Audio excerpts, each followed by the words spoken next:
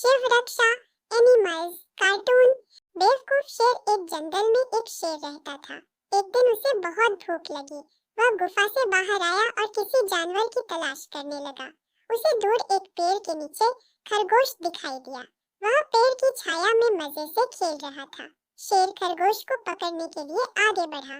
खरगोश ने शेर को अपनी ओर आते हुए देखा तो वह जान बचाने के लिए भागने लगा। शेर ने उसका पीछा किया और लपककर उसे धर दबोचा। शेर ने जो ही खरगोश को मारने के लिए पंजा उठाया कि उसकी निगाह हिरन पर पड़ी। उसने सोचा कि इस नन्हे खरगोश से मेरा पेट भर नहीं सकता, इससे तो हिरन ही अच्छा रहेगा। शेर ने खरगोश को छोड़ दिया। वह हिरन का पीछा करने लगा। हिरन ने शेर को देखा तो जोर जोर से छलांग लगाता हुआ भाग खड़ा हुआ। शेर हिरन को नहीं पकड़ सका।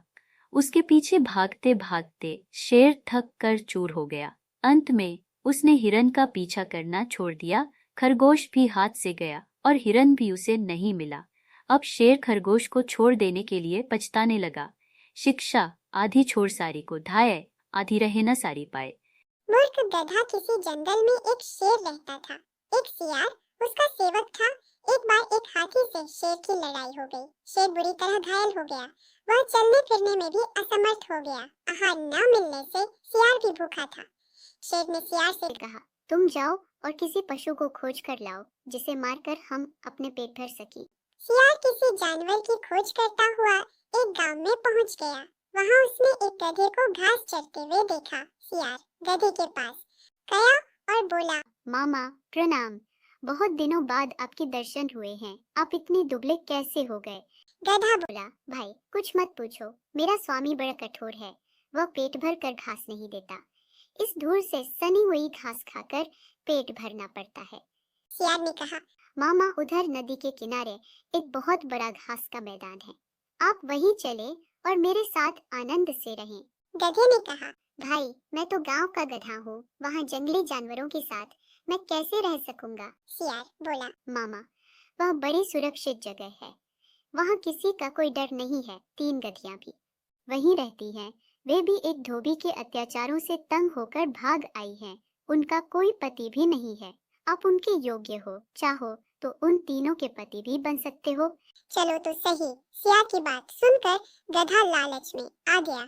गधे को लेकर धूर्त सियार वहां पहुंचा जहां शेर छिपा हुआ बैठा था। शेर ने पंजे से गधे पर प्रहार किया लेकिन गधे को चोट नहीं लगी और वह डर कर भाग खड़ा हुआ। तब सियार ने नाराज होकर शेर से कहा, तुम एकदम निकम्मे हो गए। जब तुम एक गधे को नहीं मार सकते तो हाथी से कैसे लड़ोगे? शेर झेंपता हुआ बोला, मैं उस समय नहीं था, इसीलिए चूक हो गई। सियार ने कहा, अच्छा अब तुम पूरी तरह तैयार होकर बैठो, मैं उसे फिर से लेकर आता हूँ। वह फिर गधे के पास पहुंचा। गधे ने सियार को देखते ही कहा, तुम तो मुझे मौत के मुंह में ही ले गए थे। न जाने वह कौन सा जानवर था। मैं बड़ी मुश्किल से जान बचाकर भागा। सियार ने हंसते हुए कहा, अरे मामा तुम उसे पहचान नहीं पाए। वह तो गधी थी। उसने तो प्रेम से तुम्हारा स्वागत करने के लिए हाथ बढ़ाया था। तुम तो बिल्कुल कायर निकले और वह बेचारी तुम्हारे वियोग में खाना पीना छोड़कर बैठी है। तुम्हें तो बिल्कुल कायर निकले और वह बेचारी तुम्हारे वियोग में खाना पीना छोड़कर बैठी है। तुम्हें तो उसने अपना पति मान लिया है। अगर तुम नहीं चलोगे तो वह प्राण त्याग देगी। गधा एक बार फिर सियार की बातों में आ गया और उसके साथ चल पड़ा। इस बार शेर नहीं चुका। उसने गधे को एक ही झपट्टे में मार दिया। भोजन करने से पहले शेर स्नान करने के लिए चला गया। इस बीच सियार ने उस गधे का दिल और दिमाग खा लिया। शेर स्नान करके लौटा तो नाराज होकर बोला, ओ सियार के बच्चे, तूने मेरे भोजन को जूठा क्यों किया? तूने इसके हृदय और सर क्यों खा लिए? धूर्त सियार गिड़गिड़ाता हुआ बोला, महाराज मैंने तो कुछ भी नहीं खाया है। इस गधे का दिल और दिमाग था ही नहीं। यदि इसके होते तो यह दोबारा मेरे साथ कैसे आ सकता था? शेर को सियार की बात पर विश्वास आ गया। वह शांत होकर भोजन करने में जुट गया। सबक, जो दिल और दिमाग से काम नहीं लेते हैं वो हमेशा किसी का शिकार हो जाते हैं, चाहे वो जानवर हो या फिर इंसान। हाथी और चतुर खरगोश। एक हरे भरे वन में नदी किनारे हाथियों का एक समूह रहता था जिसका मुखिया चतुर्दंत नामक हाथी था। वर्षों से वह समूह उस वन में सुखमय जीवन व्यतीत कर रहा था। किंतु एक समय वन अकाल की चपेट में आ गया। नदी का जल सूख गया, वन की हरियाली चली गई और हाथी भूख प्यास से मरने लगे। इस विपत्ति से निकलने की प्रार्थना लिए सभी हाथी अपने मुखिया चतुर्दंत के पास गए और बोले, गजराज, इस अकाल की स्थिति में यदि हम और अधिक इस वन में रहे तो काल का ग्रास बन जाएंगे। यहाँ भूखे प्यासे रहना दुष्कर है। अन्य खोज करें जहाँ जल स्रोत और हरियाली हो। चतुर्दंत विचार मग्न हो गया। कुछ देर विचार करने के बाद वह बोला, यहाँ से कुछ दूरी पर एक तालाब है जो पूरे वर्ष जल से परिपूर्ण रहता है। हमें वहीं चलना चाहिए। कल प्रातः काल ही हम सब उस तालाब की ओर प्रस्थान करेंगे। अगले ही दिन सभी हाथी उस तालाब की ओर चल पड़े। 5 दिन और 5 रात की यात्रा पूर्ण कर वे वहां पहुंचे। जल से पूर्ण तालाब को देख वे बहुत प्रसन्न हुए और दिन भर वहां क्रीड़ा करते रहे। संध्या होने पर वे बाहर निकले। तालाब के किनारे खरगोशों की बस्ती थी जिसमें उनके असंख्य बिल थे, किंतु हाथी इससे अनभिज्ञ थे। अतः वे खरगोशों के बिलों को रौंदते हुए निकल गए। खरगोशों के बिल तहस नहस हो गए।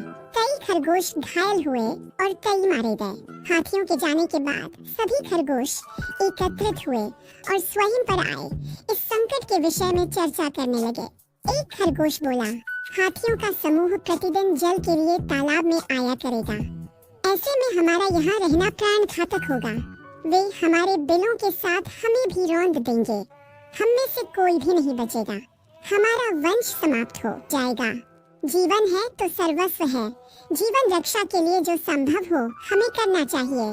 परिस्थिति कहती है कि हमें जीवन रक्षा के लिए तत्काल इस स्थान को छोड़कर अन्यत्र प्रस्थान करना चाहिए। एक अन्य खरगोश बोला, खरगोश अपनी भूमि छोड़कर अन्यत्र जाने के विचार से दुखी थे। उनका दुख देख लंबकर्ण नामक खरगोश आगे आया और बोला, हम वर्षों से इस भूमि पर निवास कर रहे हैं। हम अपनी भूमि क्यों छोड़े? इस भूमि पर हमारा अधिकार है। हमें हाथियों से बात कर उन्हें यहाँ आने से रोकना चाहिए, किंतु उनसे कौन बात करेगा? कौन उन्हें समझाएगा? सभी खरगोशों ने एक स्वर में पूछा, मैं उनसे बात करूंगा और यहाँ आने से मना करूंगा। लंबकर्ण बोला, किंतु क्या वे तुम्हारी बात मानेंगे? अवश्य मानेंगे। मेरे पास एक युक्ति है। मैं उनसे कहूंगा कि ये तालाब चंद्रमा में बैठे खरगोश का है और उसने आप लोगों का यहाँ आने से मना किया है। संभवतः वे मेरी बात मान जाए। लंबकर्ण बोला। अगले दिन लंबकर्ण हाथियों के मुखिया से मिलने तालाब के मार्ग में स्थित एक ऊंचे टीले पर बैठ गया। जब हाथियों का वहां से गुजरा तो वह हाथियों के मुखिया चतुर्दंत से बोला, गजराज, क्या आपको ज्ञात नहीं यह तालाब चांद में रहने वाले खरगोश का है? आपको बिना उसकी अनुमति के इस तालाब के जल का उपयोग नहीं करना चाहिए। चतुर्दंत ने पूछा, तुम कौन हो? मैं चांद में रहने वाले खरगोश का संदेशवाहक हूँ। उसने मुझे अपने संदेश के साथ आपसे मिलने भेजा है। लंबकर्ण बोला, संदेश क्या वह है? चतुर्दंत ने फिर से पूछा। संदेश है कि इस पवित्र तालाब में चंद्रदेव का है। जब तुम मुझे तालाब में चंद्रदेव के दर्शन कराओगे तभी मैं यह बात मानूंगा और अपने दल को यहाँ आने से रोकूंगा। चलो मेरे साथ और स्वयं देख लो। कहकर लंबकर्ण चतुर्दंत को तालाब के किनारे ले गया। उस समय तालाब में चांद की छाया पड़ रही थी। लंबकर्ण चतुर्दंत को वह छाया दिखाते हुए बोला, गजराज, देखो तालाब में चांद का वास है। अब तो मेरी बात मान लो। चांद की छाया को चंद्रदेव समझकर चतुर्दंत ने उसे प्रणाम किया और वहां से लौट गया। उसके बाद उस तालाब में हाथियों का समूह कभी नहीं आया। सीख, बुद्धिमानी से किसी भी समस्या का समाधान किया जा सकता है। आलसी गधा। एक व्यापारी के पास एक गधा था। वह गधे पर बाजार से माल ढोकर लाता था। एक दिन व्यापारी ने नमक के बड़े बड़े बोरे गधे की पीठ पर लादे। इतने भारी बोझ से गधे का दम निकला जा रहा था। अचानक रास्ते में नदी के किनारे उसका पैर फिसला और वह नदी में जा गिरा। किसी तरह संभल कर वह उठा तो हैरान था क्योंकि उसकी पीठ पर लदा भार अचानक हल्का हो गया था। दरअसल नमक पानी में घुल गया था। अगले दिन फिर व्यापारी ने गधे की पीठ पर नमक के भारी बोरे लादे। गधा जब नदी पर पहुंचा तो जानबूझकर फिसलकर पानी में जा गिरा। उसकी पीठ का भार फिर कम हो गया। गधे के मालिक ने देख लिया था कि आज गधा जानबूझकर फिसला है, इसलिए उसने गधे को सबक सिखाने की सोची। अगले दिन उसने गधे की पीठ पर रुई के बोरे लादे। नदी पर आकर गधा जैसे ही फिसलकर नदी में गया तो रुई ने गुलाब का घमंड वसंत ऋतु में जंगल के बीचों बीच लगा गुलाब रोज का पौधा अपने फूलों की सुंदरता पर इठला रहा था। पास ही लगे चीड़ पाइन के कुछ पेड़ आपस में बातें कर रहे थे। एक चीड़ के पेड़ ने गुलाब को देखकर कहा, गुलाब के फूल कितने सुंदर होते हैं। मुझे मलाल है कि मैं इसके जैसा सुंदर नहीं हूँ। मित्र, उदास होने की आवश्यकता नहीं है। हर किसी के पास सब कुछ तो नहीं हो सकता। दूसरे चीड़ के उसकी इस बात का उत्तर दिया। गुलाब ने उनकी बातें सुन ली और उसे अपनी सुंदरता पर और गुमान हो गया। वह बोला, इस जंगल में सबसे सुंदर मैं ही हूँ। तभी सूरजमुखी के फूल ने उसकी इस बात पर आपत्ति जताते हुए कहा, तुम ऐसा कैसे कह सकते हो? इन जंगल में बहुत सारे सुंदर फूल हैं और तुम बस उनमें से एक हो, लेकिन सब मुझे देख कर ही तारीफ करते हैं। गुलाब ने इतराते हुए कहा, देखो इस नागफनी कैक्टस के पौधे को, ये कितना बदसूरत है। इस पर तो कांटे ही कांटे हैं, कोई इसकी तारीफ नहीं करता। ये तुम किस तरह की बात कर रही हो? अब की बार चीड़ का पेड़ बोला, तुम में भी तो कांटे हैं, लेकिन फिर भी तुम सुंदर हो। गुलाब को इस बात पर गुस्सा आ गया। तुम्हें तो सुंदरता का मतलब ही नहीं पता। तुम इस तरह मेरे कांटों और उस नागफनी के कांटों की तुलना नहीं कर सकते। हमें बहुत फर्क है। मैं सुंदर हूँ और वो नहीं। तुम में घमंड चढ़ गया है गुलाब। इतना कहकर चीड़ के पेड़ ने अपनी डालियों दूसरी ओर झुका ली। इन सब के बीच नागफनी का पौधा चुपचाप रहा, लेकिन गुलाब ने गुस्से में अपनी जड़ें नागफनी के पौधे से दूर हटाने की कोशिश की, लेकिन ऐसा संभव नहीं था। कुछ देर प्रयास करने के बाद गुलाब ने चिढ़कर नागफनी के पौधे से कहा, तुम एक निरर्थक पौधे हो। तुम में न सुंदरता है, न ही तुम किसी काम के हो। मुझे दुख है कि मुझे तुम्हारे पास रहना पड़ रहा है। गुलाब की बात सुनकर नागफनी को दुख हुआ और वह बोला, भगवान ने किसी को भी निरर्थक जीवन नहीं दिया है। गुलाब ने उसकी बात अनसुनी कर दी। मौसम बदला और वसंत ऋतु चली गई। धूप की तपिश बढ़ने लगी और पेड़ पौधे मुरझाने लगे। गुलाब भी मुरझाने लगा। एक दिन गुलाब ने देखा कि एक चिड़िया नागफनी के पौधे पर चोंच गड़ाकर बैठी है। कुछ देर बाद वह चिड़िया वहां से उड़ गई। वह चिड़िया ताजगी से भरी लग रही थी। गुलाब को ये बात समझ नहीं आई कि वह चिड़िया नागफनी पर बैठकर क्या कर रही थी। उसने चीड़ के पेड़ से पूछा, ये चिड़िया क्या कर रही थी?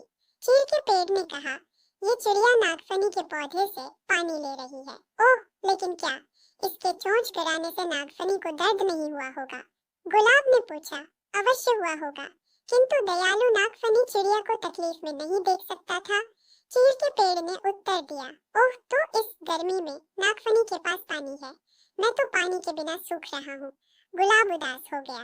तुम नागफनी से मदद क्यों नहीं मांगते? वह अवश्य तुम्हारी मदद करेगा।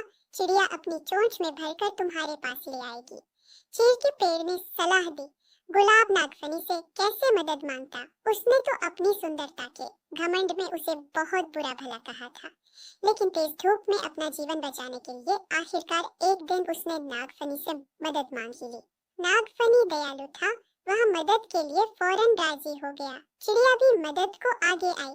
उसने नागफनी से पानी चूसा और अपनी चोंच में भरकर गुलाब के पौधे की जड़ों में डाल दिया। गुलाब का पौधा फिर से तरोताजा हो गया। गुलाब को समझ आ गया था कि किसी को देखकर उसके बारे में राय नहीं बनानी चाहिए। उसने नागफनी से माफी मांग ली। सीखे, किसी की शक्ल देखकर कोई राय नहीं बनानी चाहिए। इंसान की बाहरी सुंदरता नहीं, बल्कि आंतरिक सुंदरता मायने रखती है। 2. हर किसी को भगवान ने अलग अलग गुणों से नवाजा है, इसलिए अपने गुणों पर अभिमान मत करो। एक दूसरे की सहायता से ही जीवन आगे बढ़ता है। 2 घड़ों की कहानी। नदी किनारे एक छोटा सा गांव बसा हुआ था। नदी गांव के लोगों के लिए पानी का प्रमुख स्रोत थी, लेकिन जब बरसात के मौसम आया और गांव में कई दिनों तक घनघोर बारिश हुई तो नदी में बाढ़ गई। बाढ़ का पानी पूरे गांव में भरा। लोगों को सुरक्षित स्थानों पर भागना पड़ा। बाढ़ के पानी में लोगों के घरों की कई चीजें बहने लगी। उनमें 2 घड़े भी थे। एक पीतल का घड़ा था और एक मिट्टी का। दोनों ही घड़े पानी में खुद को बचाने का प्रयत्न कर रहे थे। पीतल के कठोर और मजबूत घड़े ने जब मिट्टी के घड़े से कहा, मित्र सुनो, तुम मिट्टी के बने हुए हो और बहुत कमजोर हो। बाढ़ संसार के इस पानी में तुम अधिक दूर तक नहीं जा पाओगे और डूब जाओगे। मेरी बात मानो और मेरे साथ रहो, मैं तुम्हें डूबने से बचा लूंगा। मिट्टी के घड़े ने पीतल के घड़े को देखा और उत्तर दिया, मित्र, तुम्हारी सहायता के प्रस्ताव के लिए धन्यवाद, लेकिन मेरा तुम्हारे आसपास रहना मेरे सलामती के लिए उचित नहीं है। तुम ठहरे पीतल के बने घड़े और मैं मिट्टी का घड़ा। तुम बहुत कठोर और मजबूत हो। अगर तुम मुझसे टकरा गए तो मैं तो चकनाचूर हो जाऊंगा। इसलिए तुमसे दूर रहने में ही मेरी भलाई है। मैं स्वयं ही खुद को बचाने का प्रयास करता हूँ। भगवान ने चाहा तो किसी तरह किनारे तक पहुँच ही जाऊंगा। इतना कहने के बाद मिट्टी का घड़ा दूसरी दिशा में बहने का प्रयत्न करने लगा और धीरे धीरे पानी के बहाव के साथ नदी किनारे पहुंच गया। वहीं दूसरी ओर पीतल का भारी घड़ा भी प्रयत्न करता रहा, लेकिन नदी के पानी के तेज बहाव में खुद को संभाल नहीं पाया। उसमें पानी भर गया और वह डूब गया। सीख विपरीत गुणों की अपेक्षा एक समान गुण वाले अच्छी मित्रता कायम कर पाते हैं।